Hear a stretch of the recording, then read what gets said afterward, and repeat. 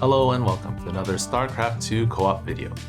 Today we'll be talking about the next mutator in the list of multitask mutators that we've been talking about, which is Propagators. Propagators have 450 HP, 0 armor, and they are heroic.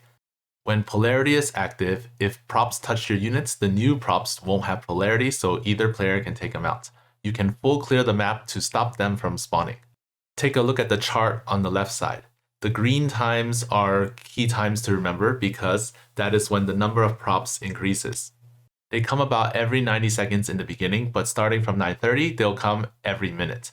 And starting from 20:30, they will come every 50 seconds. By that time, you should have some auto prop defenses so you don't even have to worry about them spawning. You can completely negate the mutator by clearing all the buildings. However, some maps aren't worth full clearing because it's really out of the way, or you might just finish before then. The clearing logic is the same as Void Reanimators. If you haven't seen that, you can go check it out right here. So how to deal with the first prop. For Raynor, you can tech to vultures immediately. If you do that, you won't make an extra command center until a bit later, and if you do so, you can get vultures out by like 3 minutes. You can also use Duskwings if the prop is kind of far away, and you can use Marines if you feel like your micro is up to it. For Kerrigan, if the prop is near your base, you can stall the prop with the drone until Kerrigan is out. If you're using P0 or P1, you can jump at it when the prop is not looking at Kerrigan, then slide away so that you can deal all the damage. You'll need to put some points in the third mastery to deal enough damage, about like 15 points. For P2, you can attack your own building and then shock it, and then in the end jump on it when it has less than 190 HP. For P3, you can just kinetic blast twice, pew pew, gone. For Artanis, you make a few dragoons and you kite it until it's gone. For Swan, you can use a laser, and if you're using P1, it'll be even easier. You can use an SCV so that the prop keeps following the SCV instead of heading towards your base. For Zagara, you just use Banelings. For Vorazun, you use Shadow Guards. They will Shadow Fury once, but the prop won't die. Then you wait for the cooldown, and then you do it again. For Karax, you can use Monolith and Orbital Strikes. If you don't have a Monolith, but you have a cannon, then you can also do that. You can also use 2 or 3 Solar Lances. It might be even better that way. For Abathur, you have Toxic Nests, and you also have Symbiotes from the Brutalists. Make sure you are controlling the Brutalists, because if you don't, the Brutus will try to attack the prop. If they do that, they will get eaten. For Alarak, you have a Mothership, and you also have Alarak himself. Alarak can just keep pushing away, and then you can overcharge until the prop is gone. For Nova, you can stall with an SCV until Nova is out, and then pew pew, or if you really want to, you can airstrike it. For Stukov, you can kite with 8 to 10 infested Marines. Contrary to what many people think, just because you're using P3 doesn't mean you insta-lose to props. And the easier way to deal with them as Stukov is to use Diamondbacks. For Phoenix, you have Warbringer. If you see props, you should open with Warbringer rather than Caldalis. You can also use the Dragoon suit or the Arbiter suit. For Dahaka, you just eat the prop. For Han and Horner, you use Hellions. It'll be even better if you get the Tar upgrade to slow them down. For Tychus, you can use Tychus, Sirius, or Sam. I wouldn't use Sirius until you have enough turrets though.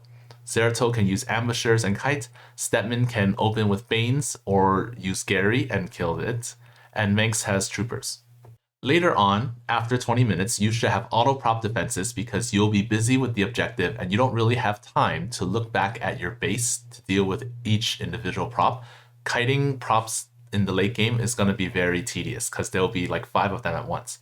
So for Raynor, if you make a lot of tanks and mines, you just periodically lay mines and the mines will take care of the props. Kerrigan can proactively kill them with Mutalisks. Hydras and Lurkers also work, but you will need a lot of attention. If you're using P1, crack Lurkers and Hydras can deal a lot of damage though, and you won't have to pay attention because they're just so strong. Artanis can use Tempest, and with a small group of Dragoons near the base so that they won't head towards buildings, they will try to follow the Dragoons instead. You can also use Reavers actually. For Swan, if you use P1, you can just stop them with that. If you have tanks and blaster billies, you'll slow them down even more.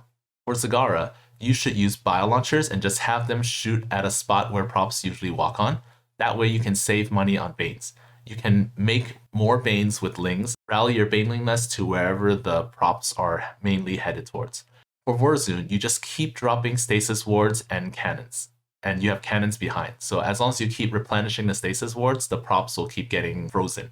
Karax, you just have lots of monoliths and energizers if possible. If you're on the offense, you can mass carriers and you will out DPS. You will kill them before they can eat you. For Abathur, you use Guardians and Toxic Nests. Just put all your Toxic Nests where the props will go and they'll just walk and die.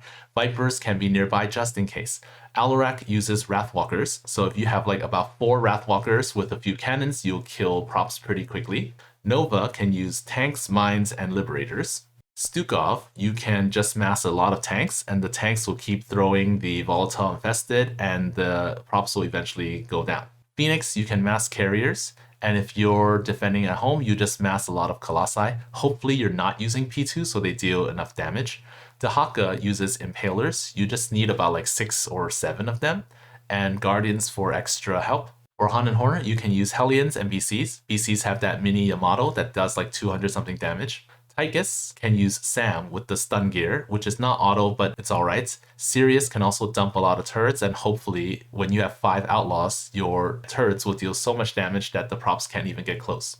For Zeratul, you have cannons and monoliths with a few abrogators. You'll need about like 4 or 5 of them, and if you're playing P2, the abrogators will deal quite a lot of damage. For Stetman, you won't have enough money to keep making banelings, especially if it's a long map, so you need Hydras, which are not automatic, you have to micro them.